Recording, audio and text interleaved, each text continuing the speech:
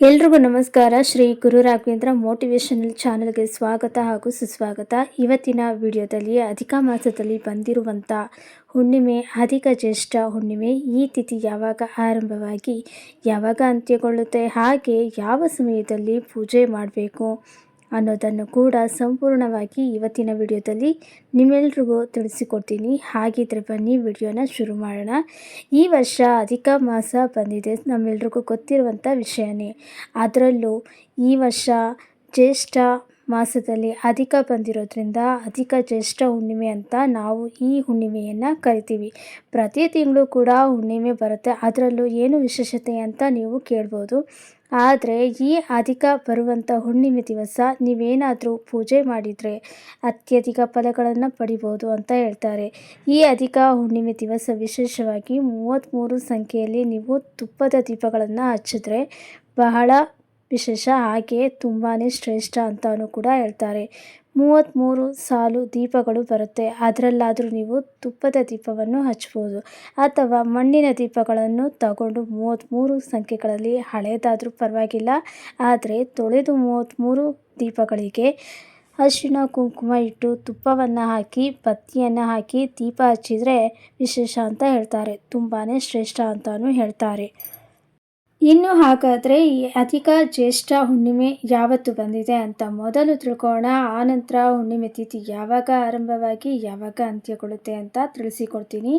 ಅಧಿಕ ಜ್ಯೇಷ್ಠ ಹುಣ್ಣಿಮೆ ಈ ವರ್ಷ ಅಂದರೆ 2026ನೇ ಇಸ್ವಿಯಲ್ಲಿ ಮೇ 31ನೇ ತಾರೀಕು ಭಾನುವಾರದ ದಿವಸ ಬಂದಿದೆ. ಇನ್ನು ಯಾವಾಗ ಹುಣ್ಣಿಮೆ ತಿಥಿ ಯಾವಾಗ ಆರಂಭವಾಗಿ ಯಾವಾಗ ಅಂತ್ಯಗೊಳ್ಳುತ್ತೆ ಅಂತ ತಿಳ್ಕೊಳ್ಳೋಣ. ಹುಣ್ಣಿಮೆ ತಿಥಿ ಆರಂಭವಾಗುವಂಥದ್ದು ಮೇ 30ನೇ ತಾರೀಕು ಶನಿವಾರ ದಿವಸ ಬೆಳಗ್ಗೆ 11:57 ಆರಂಭವಾಗಿ ಮೇ 31ನೇ ತಾರೀಕು ಭಾನುವಾರದ ದಿವಸ ಮಧ್ಯಾಹ್ನ 2:14 ಅಂತ್ಯವಾಗುತ್ತೆ. ಇಲ್ಲಿ ಹೆಚ್ಚಿನ ಪ್ರಮಾಣದ ಹುಣ್ಣಿಮೆ ತಿಥಿ ಮೇ 30ನೇ ತಾರೀಕು ಇದ್ದರೂ ಕೂಡ ನಮಗೆ ಸೂರ್ಯ ಉದಯ ಆಗುವಂಥದ್ದು ತಿಥಿ ಮೇ 31ನೇ ತಾರೀಕು ಭಾನುವಾರದ ದಿವಸ ಬಂದಿರೋದ್ರಿಂದ ನಾವು ಹುಣ್ಣಿಮೆಯನ್ನು ಮೇ 31ನೇ ತಾರೀಕು ಭಾನುವಾರದ ದಿವಸನೇ ಆಚರಣೆ ಮಾಡಬೇಕಾಗತ್ತೆ. ಇನ್ನು ಯಾವ ಸಮಯದಲ್ಲಿ ಪೂಜೆಯನ್ನು ಮಾಡಬೇಕು ಅಂತ ಕೇಳೋದಾದರೆ ಅದನ್ನು ಬೆಳಗಿನ ಜಾವ ಅಂದರೆ ಬ್ರಾಹ್ಮಿ ಮುಹೂರ್ತದಲ್ಲಿ ಸೂರ್ಯ ಉದಯ ಆಗೋದಕ್ಕಿಂತ ಮುಂಚೆನೇ ನೀವು ಪೂಜೆ ಮಾಡಿದರೆ ಬಹಳನೇ ಶ್ರೇಷ್ಠ. ಅಷ್ಟು ಬೇಗ ಪೂಜೆ ಮಾಡೋದಕ್ಕೆ ಆಗಲಿಲ್ಲ ಅಂತ ಅಂದರೆ ಮಧ್ಯಾಹ್ನ 2 ಗಂಟೆ ಒಳಗಡೆ ನೀವು ರಾಹುಕಾಲ ಬಿಟ್ಟು ಬೇರೆ ಯಾವುದೇ ಸಮಯದಲ್ಲಿಯೂ ಕೂಡ ಪೂಜೆಯನ್ನು ಮಾಡ್ಬೋದು.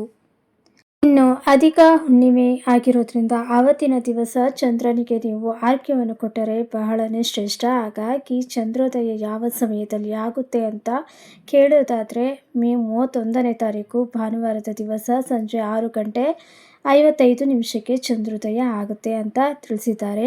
7:07 ಅಷ್ಟರಲ್ಲಿ ನೀವು ಎತ್ತರದ ಪ್ರದೇಶಕ್ಕೆ ಹೋಗಿ ಅಲ್ಲಿ ಚಂದ್ರನನ್ನು ದರ್ಶನ ಮಾಡಿ ಚಂದ್ರನಿಗೆ ಅರ್ಘ್ಯವನ್ನು ಕೊಡಬಹುದು. ಇನ್ನು ನೀವು ಸರಳವಾಗಿ ಯಾವ ರೀತಿ ಹುಣ್ಣಿಮೆ ಪೂಜೆಯನ್ನು ಮಾಡಿಕೊಂಡು ಬಂದಿರ್ತೀರೋ ಅದೇ ರೀತಿ ಪೂಜೆಯನ್ನು ಮಾಡ್ಬೋದು.